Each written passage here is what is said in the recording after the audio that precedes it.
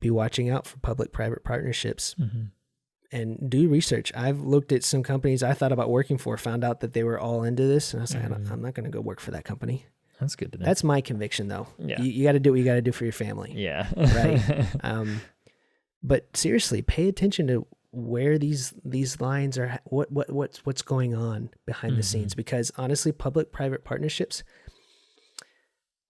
that's fascism by its definition. I'm not trying to throw scare tactics or anything like that out there, but if you look at the hardcore what fascism is, by just the definition, it's just it's the same thing under a different name. Right. It's like the collectivization of commerce and trade and stuff like that. Oh, you can own your own business. You're going to do what we say. Yep. Right. Exactly. So another way we're seeing tyranny on the rise right now is in the cancel culture. So we've said this a couple of times already, but this goes back to Hayek's step that collectivists must have rules and morals for the entire society that they all have to abide by. Because if you don't agree, then you get canceled or lose your freedom of speech, get deplatformed, get demonetized, I think is the word, the phrase. It is. Etc. You name it. So you are free to speak in this type of culture as long as it's what the powers that be want to hear. Yeah. Now, do you think that this is like something that we see that is sort of like institutional with the specific example of cancel culture? Do you think that's like a byproduct of institutional tyranny, or do you think that's just more sort of like the preeminence of like social Marxism, like the idea that we need to like socially like what's the right word, sort of like condition people? Yeah. Like, is social conditioning, or do you think it's like actual institutional? Like, I don't think it's institutional, right? This is not like public-private partnerships, though it might be played in there. But by and large, cancel culture is coming from these ideologies, culture Marxism, collectivist ideologies that are the loudest minorities. Oh, we're offended, or we don't like that, or oh, hey, Google, you need to, or YouTube, you need to deplatform them, or whatever it is, right? Whatever it is. So yeah, I don't think it's like institutional in the sense of like the public-private partnerships, though. I think that's used in that. I think this is more of just in general the ideologies that are out there that are trying to get traction and have been successful, honestly. Sure. So the last two things we wanted to look at how this is happening is wokeism, and that is a social Marxism with inclusiveness is one of their main tenets. And this is not like inclusiveness of just everything, just everybody, right? It's everybody that they feel like including. Right. And it's usually including anything and everything that has honestly traditionally been seen as bad or wrong. It's almost like they just, how far can they go with going against what is traditionally be seen as the right way, the good way, And then the other part of that is equity, but this is not a biblical idea of equity, of equal treatment under the law, but this is rather equal outcomes. So also known as everything that, wokeism is also known as everything that is leftist ideologies, right? Tends to be more far leftist ideologies. Far leftist, yes. So, and this is just more of that moral rules of the new collectivist totalitarian. And finally, the last part here, and yeah, this part, the bureaucracy, right? The administrative state is made up of unelected officials who have the power to make rules and regulations that have the force and power of law. That if the people break these rules and regulations, then they can be fined or jailed. And I think that our founders would have rolled in their graves at the idea of this. And I want to make a point here. There are things that are good, and I would even say line up with biblical things that the administrative state could potentially fulfill, right?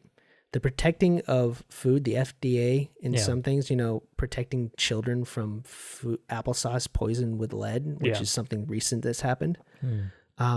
Great. All right. Makes sense. Makes sense. My thing is, if we want that as a people,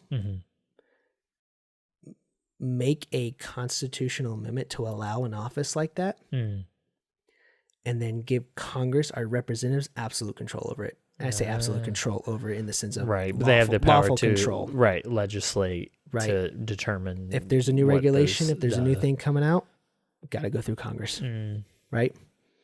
That makes sense. So I'd be for it. Right. So it's not that in administrative, their administrative things can't be good for us. That we might all agree, yeah, that's a good idea. But let's all agree about it lawfully so we have the rule of law and not the rule of unelected officials that now rule without our consent. Yeah. Right? Cool. Well, I was going to ask for an example of the bureaucracy, but then you said the FDA, and I was like, okay, cool, that works. A 3-letter agency. Yep. Right. Nice. Usually 3-letter agencies. There might be more letters, but yeah. But I would say that a new slogan might need to be taken up of no regulation without representation. I like that.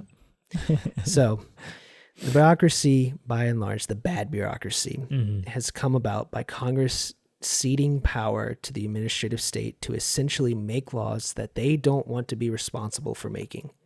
So they give up power in order to look better. The administrative state is unconstitutional, unjust. Again, this is not those things. I would say by and large it is, without maybe a few exceptions. People could be like, well, there's actually constitutional provision for this. By and large, it's unconstitutional. If we want it to be constitutional, we can make it that way by a constitutional amendment. And because it's going without our consent, it's unjust by and large. Yeah. And one of the most dangerous, and it can become one of the most dangerous and soft forms of tyranny because these people rule. They get their regulations and their rules done by games and circuses. What does that mean? Explain that. So that's a term that comes from the Roman Empire. That the emperors could get away with anything as long as they kept the people entertained and fed. Yeah. Right. So if you can have all the welfare state, you can get everybody, free Wi-Fi. I wonder where we heard that. Oh my gosh. Then the people are going to willingly accept the power that these people have because they want the handouts. And that's what becomes dangerous. It's soft because it's nice. Yeah. I mean, I don't know. I kind of feel like, if you just give me a nice enough Lego set, I'll let you do whatever you want. See? Yeah. Some of us are still stuck in Legos. Yeah. Some of us still on the road to serfdom. Yep. So bureaucracy, by and large, is rule without the people's consent. And that is unjust. That is a direct attack on liberty. Nice.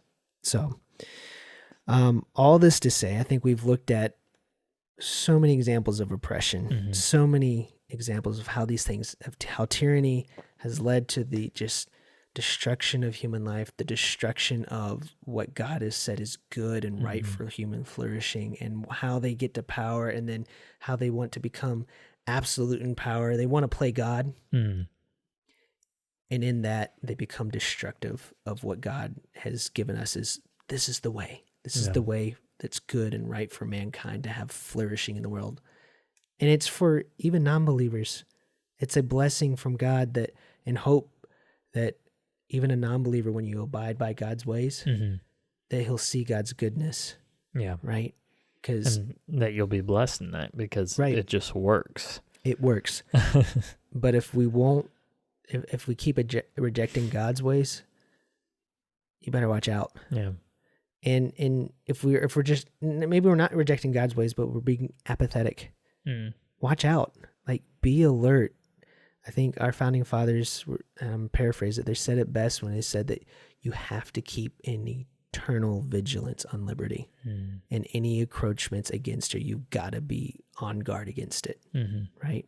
Yeah, that makes sense. So, wrapping up today, we've looked at how tyranny happens. We've looked at how it is happening in our world, right? And we've discussed by and large just the effects, how it could just destroy people, how it brings them down, it breaks the spirit, So by all this, I hope that we can all see why so many brave men and women, especially during World War II, but not only